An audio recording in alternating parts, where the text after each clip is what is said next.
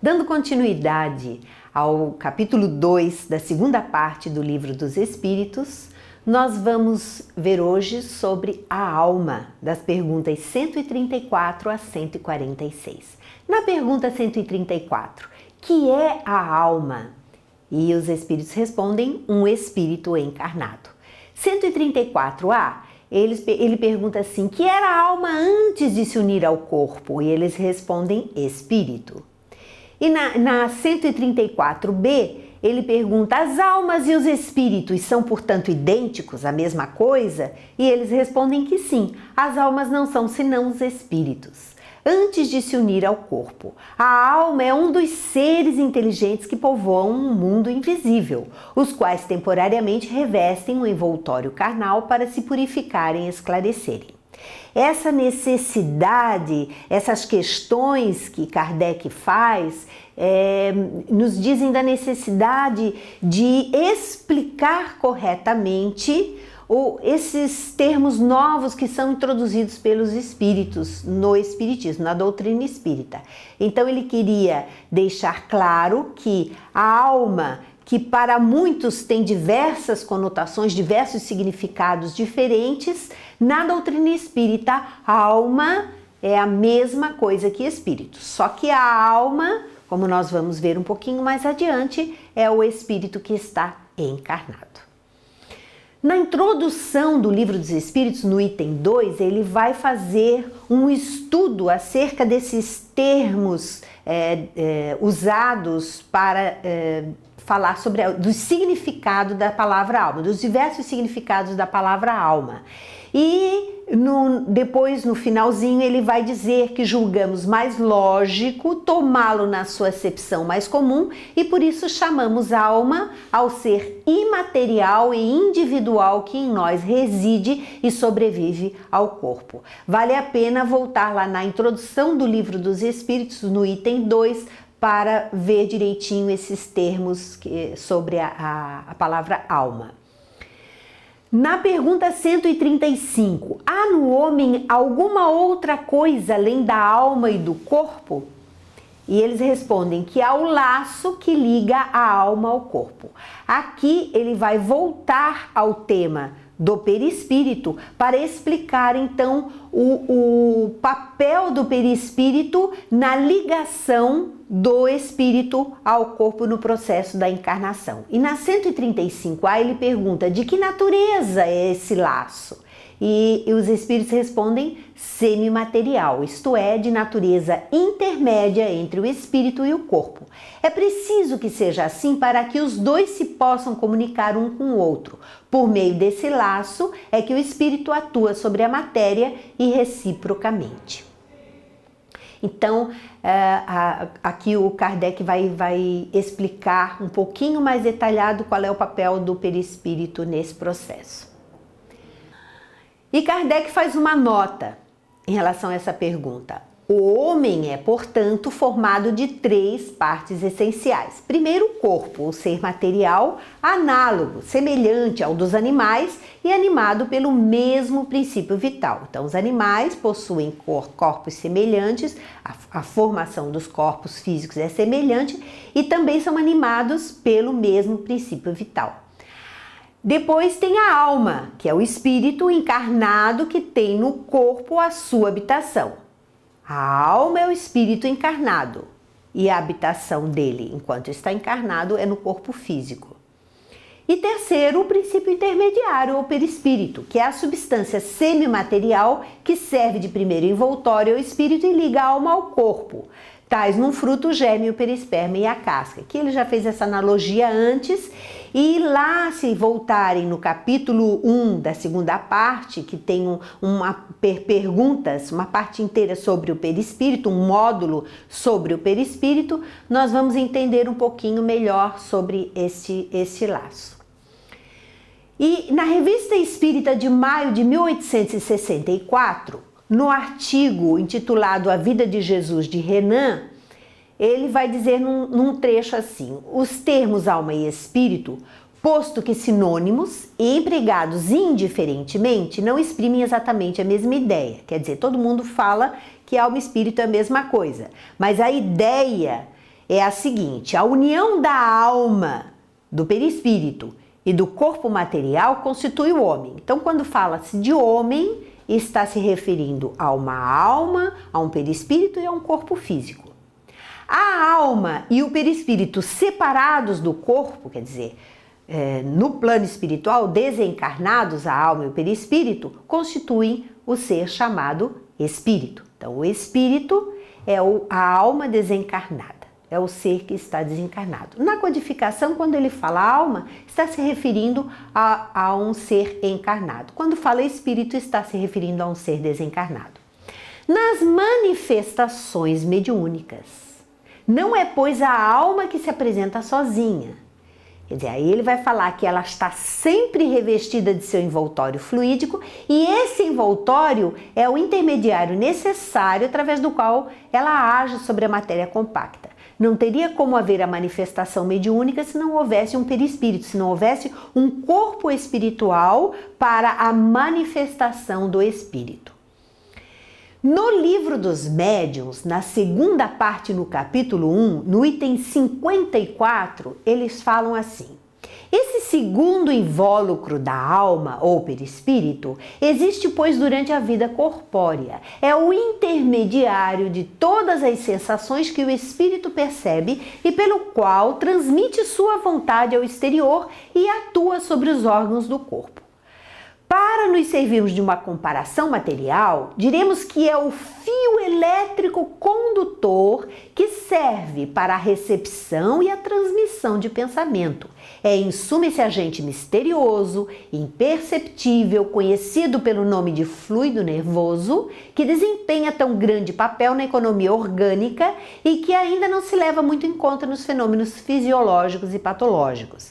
Então, atualmente a ciência ainda não detectou o perispírito e não conhece a sua ação no corpo físico, mas o espiritismo, a doutrina espírita, nos traz esse conhecimento, nos explica que a comunicação mediúnica, ela acontece via perispírito, através do perispírito. A transmissão do pensamento é através do perispírito, do espírito desencarnado para o perispírito do encarnado.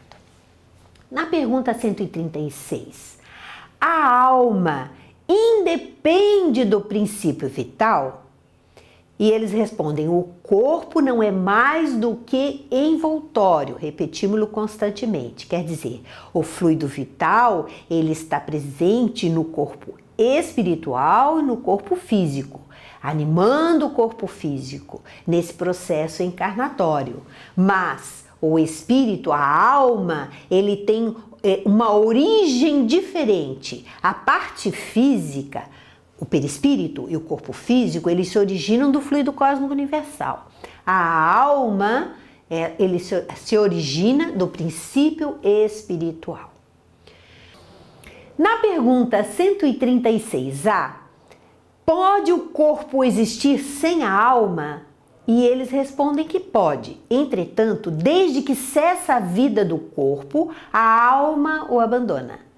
Antes do nascimento, ainda não há união definitiva entre a alma e o corpo, enquanto que depois dessa união se haver estabelecido, a morte do corpo rompe os laços que o prendem à alma e esta o abandona. A vida orgânica pode animar um corpo sem alma, mas a alma não pode habitar um corpo privado de vida orgânica. O corpo físico vive a vida material independente do espírito. Podemos citar a vida das plantas que não possuem espírito, mas que têm vida orgânica. Assim como certas crianças que estão sendo gestadas e o espírito pode abandonar o corpo, ou como um doente mantido por aparelhos cujo espírito já tenha se desligado. De qualquer forma, existem muitas coisas que nós ainda desconhecemos. Na pergunta 136b, que seria o nosso corpo se não tivesse alma? E eles respondem que simples massa de carne sem inteligência, tudo o que quiserdes, exceto um homem. Então, com isso, os espíritos nos ensinam que o ser humano não poderia se manifestar com um corpo de carne se não houvesse uma alma ligada a esse corpo. Quer dizer, a importância de sabermos que existe um ser imaterial unido a este corpo, dando vida a este corpo. Na pergunta 137, um espírito pode encarnar a um tempo em dois corpos diferentes? E eles respondem que não. O espírito é indivisível e não pode animar simultaneamente dois seres distintos, porque até então havia uma ideia errônea de que um espírito poderia habitar dois corpos diferentes. E a doutrina espírita vem explicar o que é este fenômeno da bicorporeidade. Lá no Livro dos Médiuns, no capítulo 7, ele vai falar sobre homens duplos e vai citar o exemplo de Santo Afonso de Liguori e Santo Antônio de Pádua. Existem muitos outros exemplos na Revista Espírita. Se nós formos ler a revista, pesquisar, nós vamos ver vários casos de fenômenos de bicorporeidade.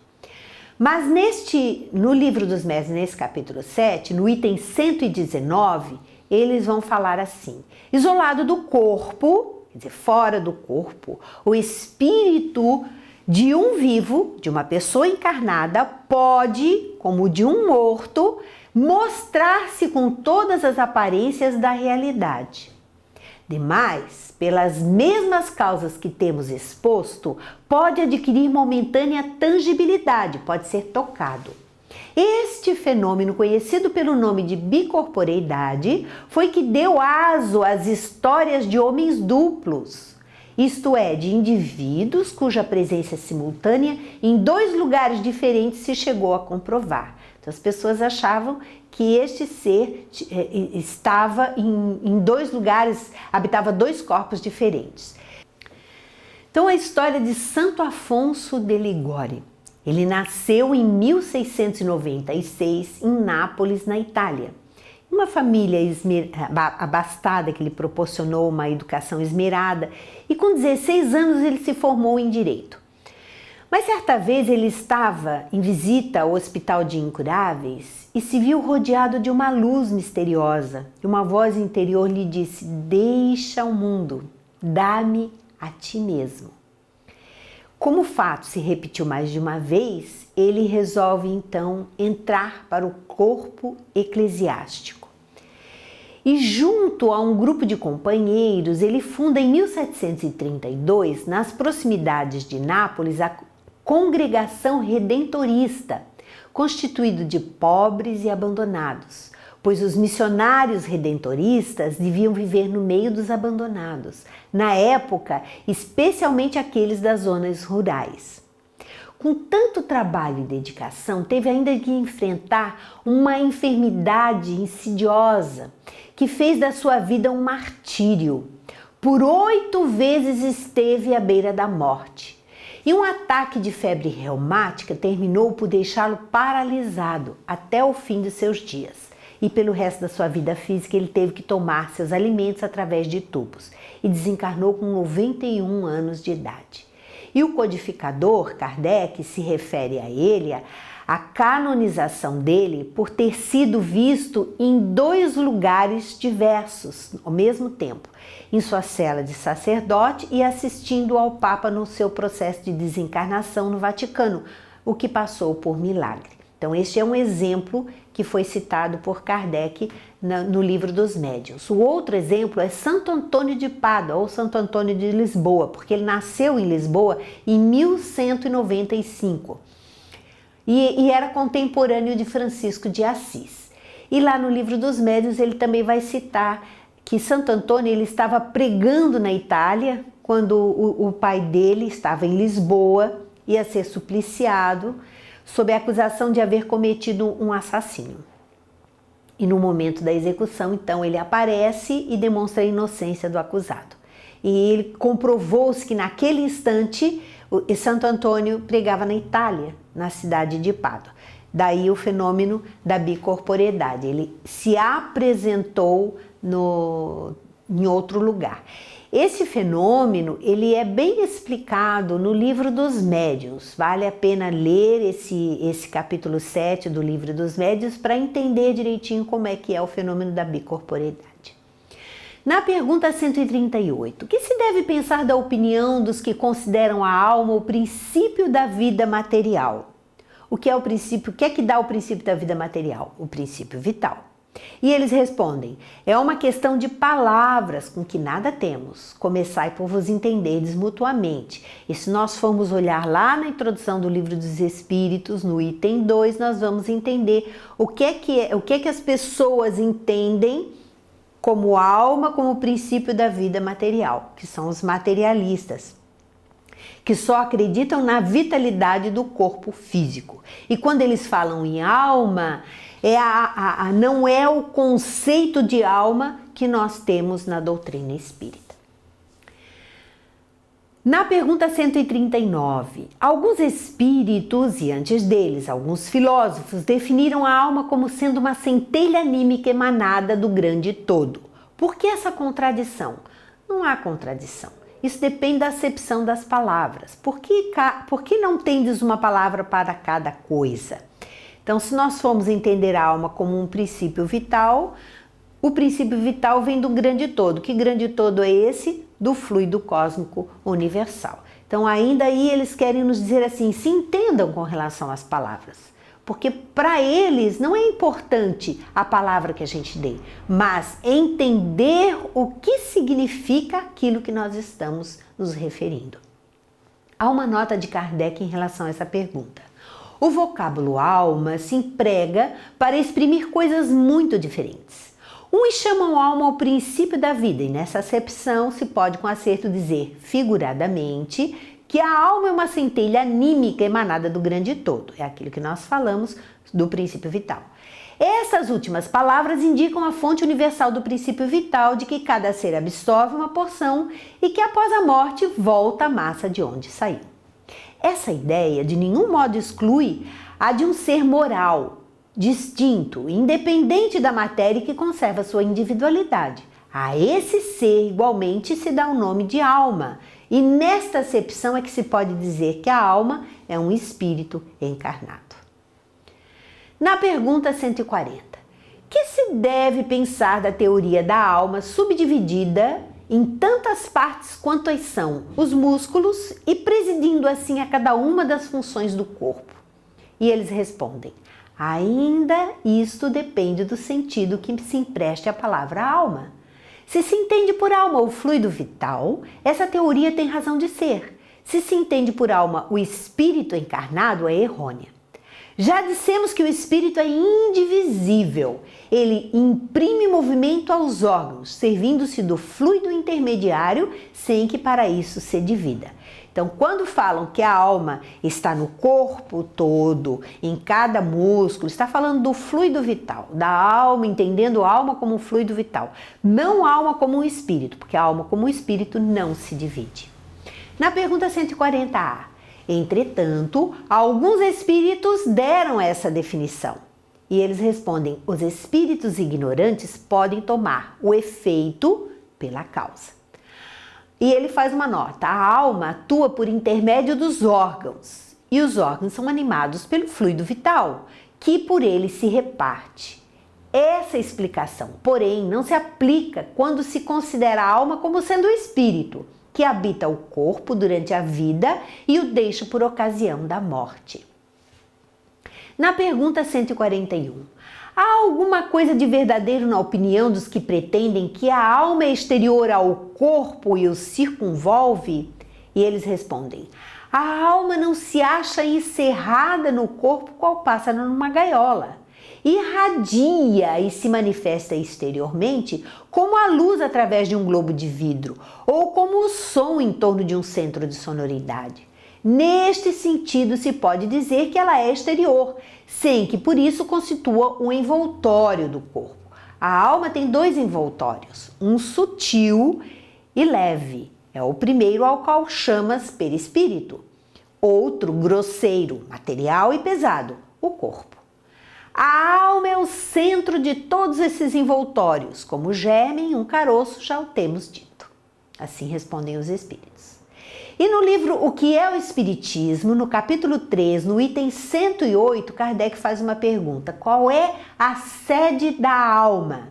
E eles respondem: a alma não está, como geralmente se crê, localizada num ponto particular do corpo. Ela forma com o perispírito um conjunto fluídico, penetrável, assimilando-se ao corpo inteiro, com o qual ela constitui um ser complexo.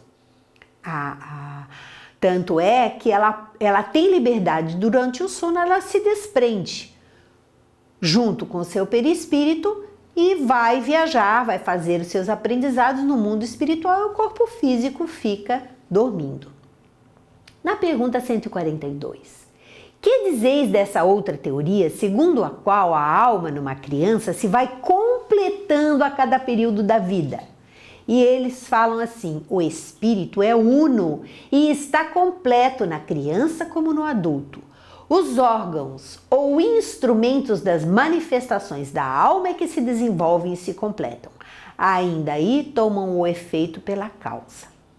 Então a alma, ela não vai se completando, é o corpo que se completa, é o corpo que vai desenvolvendo, multiplicando as células e permitindo com que a alma se manifeste, chegando à maturidade. Mas ela não se divide, a alma ela está inteira desde o momento da concepção. E a pergunta 143, por que todos os espíritos não definem do mesmo modo a alma?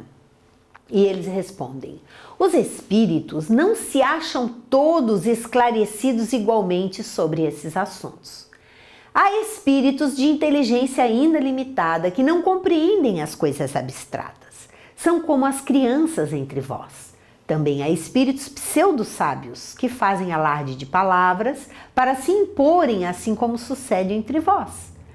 Depois, os próprios espíritos esclarecidos podem exprimir-se em termos diferentes, cujo valor, entretanto, é substancialmente o mesmo, sobretudo quando se trata de coisas que a vossa linguagem se mostra impotente para traduzir com clareza. Recorrem então a figuras, a comparações que tomais como realidade. Então, as explicações podem variar. Por isso é que nós precisamos estudar as obras básicas, para saber a explicação segundo espíritos mais evoluídos, porque esse trabalho foi feito por Kardec de separar, de codificar, de analisar e de nos trazer de forma correta o ensinamento espiritual. Na pergunta 144, que se deve entender por alma do mundo? E eles respondem assim: o princípio universal da vida e da inteligência do qual nascem as individualidades. Mas os que se servem dessa expressão não se compreendem as mais das vezes uns aos outros. O termo alma é tão elástico que cada um interpreta ao sabor de suas fantasias. Também à terra atribuíram uma alma.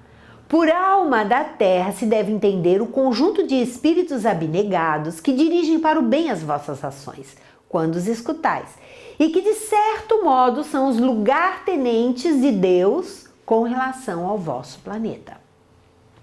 Na Revista Espírita de setembro de 1868, com o artigo A Alma da Terra, tem um trecho que vai nos falar assim: a Terra é um ser vivo?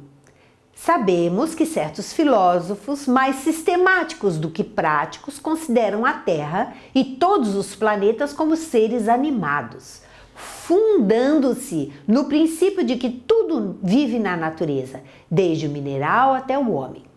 Para começar, cremos que haja uma diferença capital entre o movimento molecular de atração e de repulsão, de agregação e desagregação do mineral e do princípio vital da planta. Há aí efeitos diferentes que acusam causas diferentes, ou pelo menos uma profunda modificação na causa primeira, se ela é única. Nós vamos ver isso com mais nitidez lá na Gênesis, no capítulo 10, número 16 a 19. Por alma da terra, pode-se entender mais racionalmente a coletividade dos espíritos encarregados da elaboração e da direção de seus elementos constitutivos, o que já supõe um certo grau de adiantamento e de desenvolvimento intelectual. Ou melhor ainda, o espírito ao qual é confiada a alta direção dos destinos morais e do progresso de seus habitantes. Missão que não pode ser entregue senão a um ser eminentemente superior em saber e em sabedoria. Neste caso, não é, a bem dizer, a alma da Terra, porque esse espírito nela não está encarnado, nem subordinado ao seu estado material. É um chefe, preposto à sua direção, como um general é preposto à condução de um exército.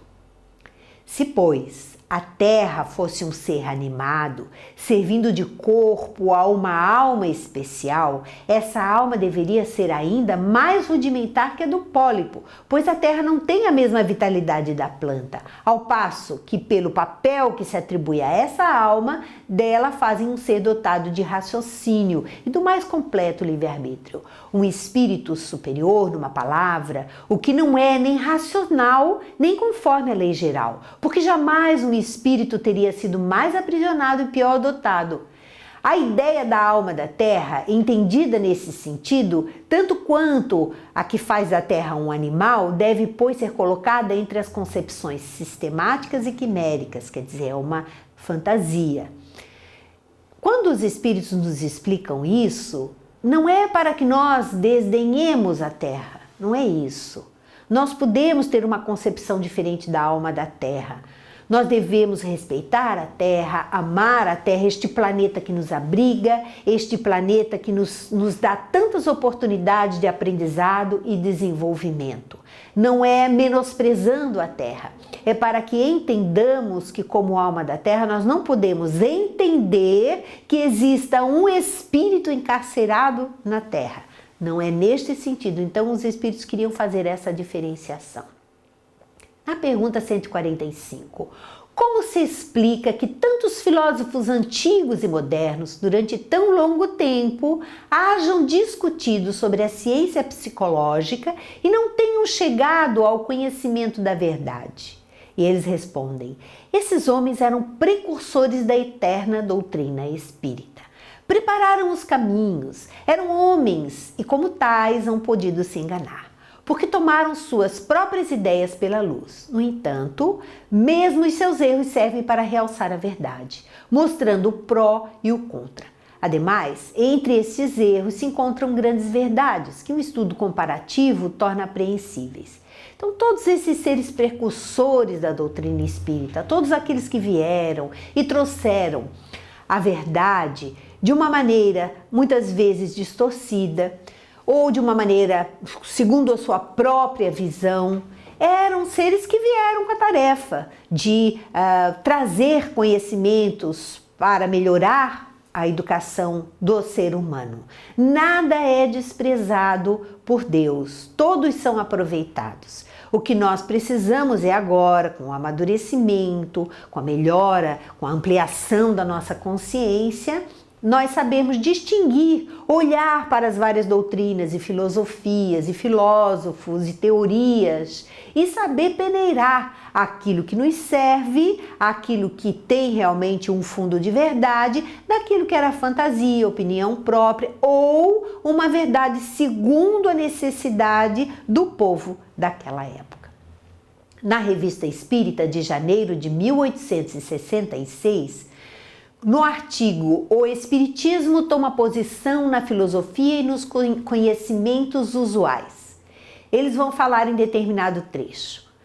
Segundo o ensino unânime dos espíritos, a alma é criada simples e ignorante, isto é, sem conhecimentos, sem consciência do bem e do mal, com igual aptidão para um e para outro e para tudo adquirir.